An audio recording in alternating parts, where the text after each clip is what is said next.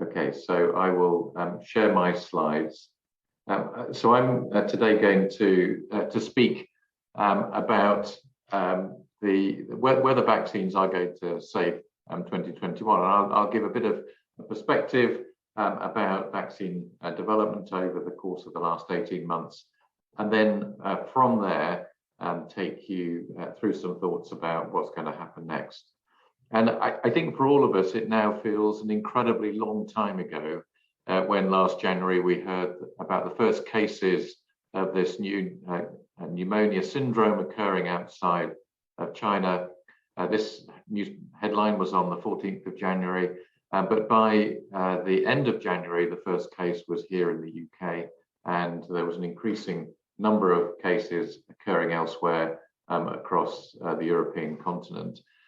And just 3 days before this, which is pretty astonishing, 3 days before this, the genome sequence of the new virus, now called SARS-CoV-2, was emailed to colleagues here in Oxford, and we were able to start work on generating a vaccine. But across the UK, that period of time, while vaccines were being developed before they were deployed, sadly has led to over 130,000 deaths because of the enormous impact of the virus as it spread around the world. Now, in many ways, despite that tragedy, the tragic circumstances we found ourselves in, I do feel that we've been quite lucky in this pandemic because we're dealing with a virus with very low mortality, less than 1%. We've had 2 previous outbreaks of coronaviruses in the last 20 years, which have been much more concerning. The first was SARS in 2002, where 11% of people died, and then MERS in 2012, where 30% of people died. If those viruses had spread as efficiently as the coronavirus that we have met in the last 18 months, the world would be in a very different situation, and an even greater tragedy would have happened. But fortunately, this virus, although it spread well, has not had such a huge mortality. And the other important bit of head start we had, because of these relatively small outbreaks of coronaviruses, we've got 20 years of work on developing vaccines for coronavirus and understanding the biology of the virus, which meant that in January of last year, the vaccine community was well prepared to get underway to make coronavirus vaccines. And again, how lucky we've been that this was a virus that we knew about and not one where we needed years of discovery before we could even begin the process of making a vaccine. So we started our work, as I mentioned, in January of last year when the sequence arrived, conducted animal studies with collaborators around the world, got the first doses into vials by the beginning of April, and the vaccine was then released here in Oxford to start the trials on the 22nd of April. And the very next day, we gave the first doses to volunteers in Oxford, first dose inducing good immune responses, as you can see here on this plot, with a rise in neutralizing antibodies and an even better response with the second dose. And we also were able to demonstrate that the vaccine induces T-cell responses, the 2 arms of the immune system that are required to provide protection against coronavirus. An absolutely critical next step was to be sure that the immune responses were similar across all ages. And I think everyone was very worried that we were going to be able to make vaccines, but that they wouldn't work in older adults, because the history of immunization is that we're quite good at vaccinating young people, but we've got very few examples of vaccines that work well in the elderly. And it's a great relief, I think, for all developers that the vaccines produce strong immune responses regardless of age. Here you can see in gold the over 70s, in purple those between 55 and 70, and in green the under 55s. And these again are neutralizing antibodies showing 2 doses give really strong responses regardless of age, much lower responses with a single dose, really supporting the 2-dose strategy that I mentioned from the phase 1 trials. So with this data now across all age groups, we were able to initiate our phase 3 clinical trials. And we knew that these were going to have to be large trials in order to capture cases when they next occurred. By then we were in lockdown. This is now the beginning of June in the UK. We were in lockdown. There were very few cases in the community, and we didn't know what would happen next. So we set up 19 sites across hospitals here in the UK to make sure that we had people vaccinated in different parts of the country in case it was a patchy resurgence with the virus. But we also wanted a vaccine that could be generalizable in other countries around the world, both in different social circumstances, different ethnicities and different geographies. And with that in mind, we set up trial sites across Brazil and in South Africa, and planned also studies in South Asia, although in the end they were run by a different partner as we move forwards. So our trials that were key for our program were UK, Brazil and South Africa. And in these trials, the volunteers are divided into a group who get the new vaccine and another group who receive a control vaccine. And then over the months that fall ahead, we measure the number of cases in each of those two arms of the trial to estimate how well the vaccine protects people compared with controls. And as we progressed through this, we had formed a partnership with AstraZeneca, who came to the table prepared to share our ideal of a not-for-profit vaccine that could be widely distributed around the world. And this was a major, I think, step for them and for us, because it meant that there was no commercial driver to develop a vaccine just for rich countries, and it could be equitably distributed. And key in that has been the setup of manufacturing sites all over the world. There's 20 sites making the vaccine. And one of the key ones is the Serum Institute of India, the world's largest vaccine producer. And to some extent, having so many manufacturing sites and the not-for-profit goal has meant that to some extent we're protected from vaccine nationalism, though not completely.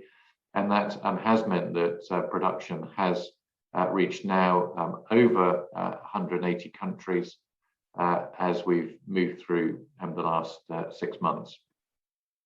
By the end of November, we'd shown that the vaccine prevented all hospitalizations and deaths in the trial, and we could see very high efficacy of the vaccine, and that we could then put forward to the regulator, the MHRA, who eventually provided approval on the 30th of December of last year. So we then have a development program from the first needle in until approval that took just 8 months.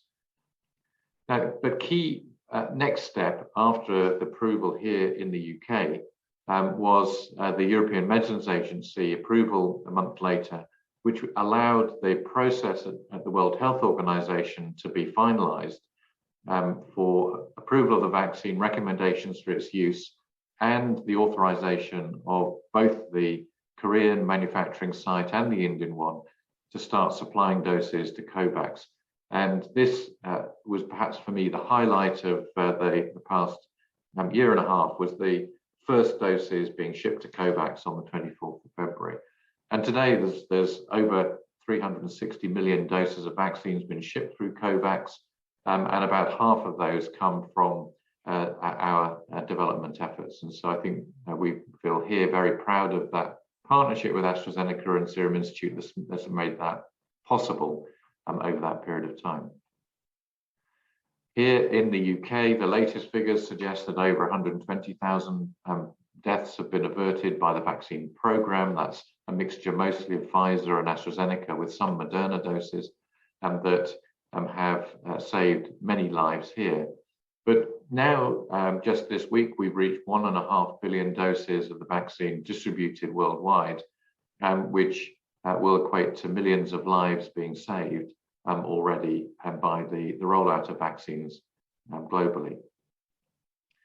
The policies that are in place at the moment vary from country to country, but generally most countries have started with the World Health Organization advice, which is to focus on those who are at most risk of hospitalization and death. That's the older adults, those with other health conditions and healthcare workers.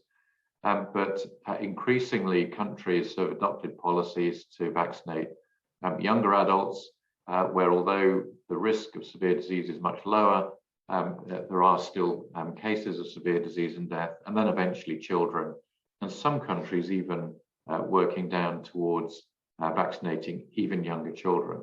Now that vaccination strategy means that the doses are enormously effective at preventing severe disease at the top of this slide, and become progressively less effective in having an impact, or have less impact as you move down, because there's so few children under 12 who will become severely ill. So most of the success of the programs has been by the first bullet point here from a global perspective.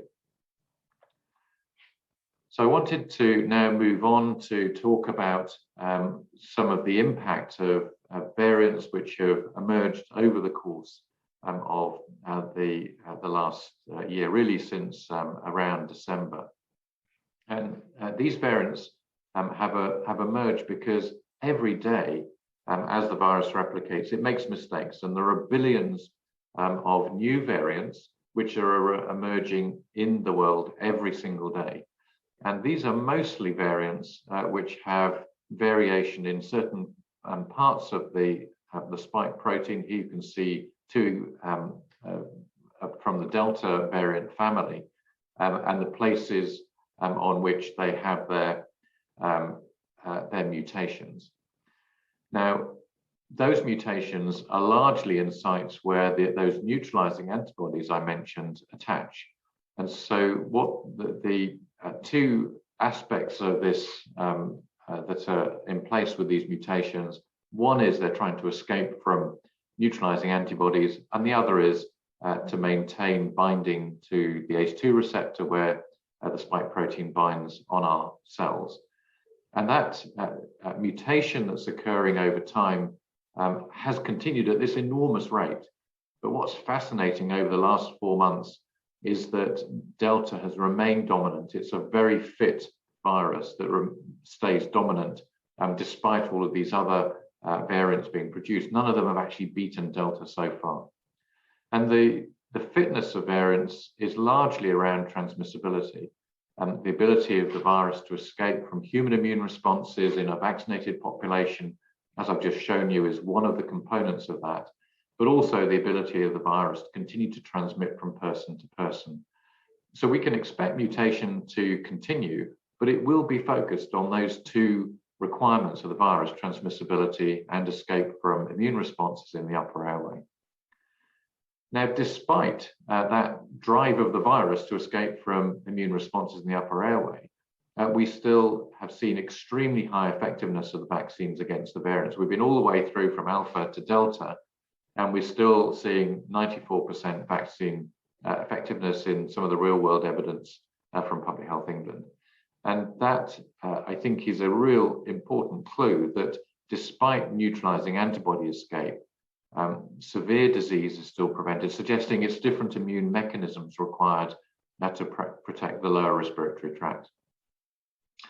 Now, to try and calculate what we really mean by protection, we have some data from clinical trials that allow us to measure protection against mild disease.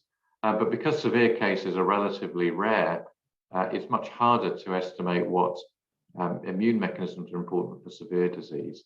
But for mild disease, so that is the virus in the upper airway, we now are fairly secure that neutralizing antibodies in general, are important for protection against that. These are some plots, both of neutralizing antibody at the bottom and total antibody at the top, showing that we've now reached a point where at the population level, we can identify population level of antibody, so an average level of antibody in a community that will correlate with 80% protection. And on this particular assay, it's about 63,000 units of receptor binding domain antibody. So that tells us that there is a level of antibody for mild infection that would correlate with protection, but it doesn't tell us what we need to keep people out of hospital. This level of antibody is from our studies. Moderna have recently got a preprint using very similar methods which give an almost identical answer to the one that's shown here. So in other words, it looks fairly consistent that there is a level of antibody that will prevent infection in the upper airway. But as I mentioned, there is very extensive escape of variants from these neutralizing antibodies. And indeed, as we look across the variants as they've emerged, the original virus here, and then we see lower levels of antibody against the alpha, the beta, gamma, and delta variant than there were for the original virus. But importantly, this escape is despite having good protection still against severe disease. And there's some interesting data here from studies in animals showing very severe disease in the lung of animals infected with either the alpha variant or the beta variant. And you can find the virus in the lungs. But here, a group of animals have been vaccinated who have very high levels of neutralizing antibody, and they have completely normal lungs after they've been exposed to the virus and no virus in the lung. And so one might imagine that that's the neutralizing antibody that's protecting the lung. But in another set of animals who've been vaccinated and exposed to the beta variant, they also have protected lungs despite no neutralizing antibody, as you can see here on the right. So neutralizing antibody is not important for protecting the lower respiratory tract, but is important for protecting the upper respiratory tract. And we can see virus in the upper airway in animals and humans, even though they've been vaccinated. When we look further into the immune responses, there are many other antibody functions, which we can measure by system serology. And there are also T cells that we can identify, which may be the key components of protection in the lower respiratory tract. More work to be done in this area to work out which of these is critical for protection of the lung. And if we can measure what those mechanisms are, we may be in a much better position to know how to respond in the months ahead. Now, there is huge uncertainty about what is going to come next in the pandemic. And this is just some modeling data from the UK, which was run in July, a couple of weeks before the UK was released from our latest set of social distancing measures to essentially open up society. And at that time, the modelers were very uncertain about what might happen next, ranging from a huge number of hospital admissions today to a very small number. The reality is that what happened was towards the bottom end of this scale. But I put this slide here just to emphasize the point that there's been huge uncertainty about what's going to happen next. But we can look at the impact of immunization in the population. Here's our second wave of disease in the UK, and we're now in another wave of disease. But this is mild infection in the community. What we have seen that's different now that we have a highly vaccinated population is the number of hospitalizations are far lower than in previous waves. And similarly, the number of deaths are far lower than in previous waves, which were of a similar scale. This is cases, hospital admissions, and deaths in these three plots. And when you also take into account that at the high rates of disease that you see here, many of these people who are in hospital are not in hospital with COVID or dying from COVID. They just have a positive PCR at some point here in the last 28 days. And what we're measuring is positivity in the community, plus some COVID deaths as well. So it's very difficult to look at the raw figures and really understand the extent to which vaccines have had a huge impact on the severe disease cases. The real big question about the future is not so much in my mind about variants, because the variants, although they are emerging and we're likely to see new variants in the future, a collapse in immunity is extremely unlikely, given the mutation is focused on particular areas of the spike protein that are important for neutralizing antibody, but the whole protein is inducing responses that are enough to protect the lung. So the second question is, what about waning of protection? And we do see some waning of immunity against mild infection. Here, a study from the Office of National Statistics shows waning of immunity with both the Pfizer and the AstraZeneca vaccines. And in this study, a bit faster with the Pfizer vaccine. This is measuring mild infection as the endpoint. Interestingly, Public Health England have run similar studies, slightly different design, and they find it the opposite way around. They find the AstraZeneca vaccine waning a bit faster than Pfizer. The truth is it's extremely difficult to make these measurements because we've vaccinated our populations in slightly different ways and at different times. So it's very difficult to know what the truth is. But there is some suggestion that there may be some initial waning of protection. But we still, despite that, have extremely high levels of protection against severe disease. If we look at the potential for boosters to change that, there is no doubt from the available data that giving a booster will increase antibody T cells and neutralizing capacity against variants. But what is unclear is who needs to be boosted and when that needs to happen. There are certainly some groups where we think further doses might help, at least proportion, for example, the immunocompromised. But for other individuals, particularly younger adults, there is a very marginal gain possible by giving any booster doses because protection is so high and has been maintained as such. So one of the approaches that governments are taking is to boost because that we're not sure what for certain is going to happen next. It de-risks the future. But the biggest problem there is the impact that has on removing global doses at a time where we still have extreme supply constraints, and that deepens the global inequity. If we try and identify which groups might benefit the most, and you look at the adjusted vaccine effectiveness across these groups, actually the vaccines are performing remarkably well in almost all groups. Perhaps the lowest performance is in the immunocompromised, and just last week the World Health Organization advised third doses to be given to the immunocompromised to try and improve protection. But of course, for many of these individuals, the problem is a primary problem of failure to respond to the vaccine. And there's only a small proportion of those who are going to gain benefit by an additional dose. And so really working out exactly who those individuals are is important, those who are going to benefit from further doses. In healthy individuals, we know that giving a booster dose, as I mentioned, will improve the antibody here. With the Oxford vaccine, you can see a third dose gives a higher response than after the second dose. And also there's an increase in the neutralizing capacity of the sera. So will vaccines save 2021? Well, highly vaccinated populations are in a really good place now with severe disease substantially controlled. And we are seeing constantly improving population immunity as a result of vaccination. And of course, plenty of transmission in some countries means boosting of those vaccinated individuals by natural infection. But the key problems we have today is that the unvaccinated are at risk wherever they are. And there is no doubt that some immunocompromised individuals won't respond well to the vaccines and they remain at risk.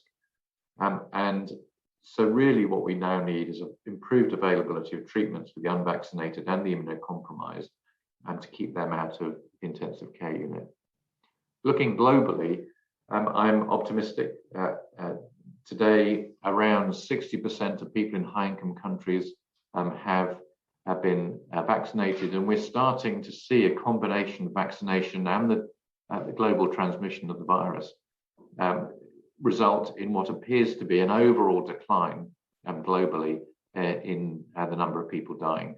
And I think we are in a much better place than we were 6 months ago with that rollout. But there is still huge inequity where 60%, as I said, of high-income countries are vaccinated, but low-income countries, we're less than 3% of individuals in those countries are vaccinated.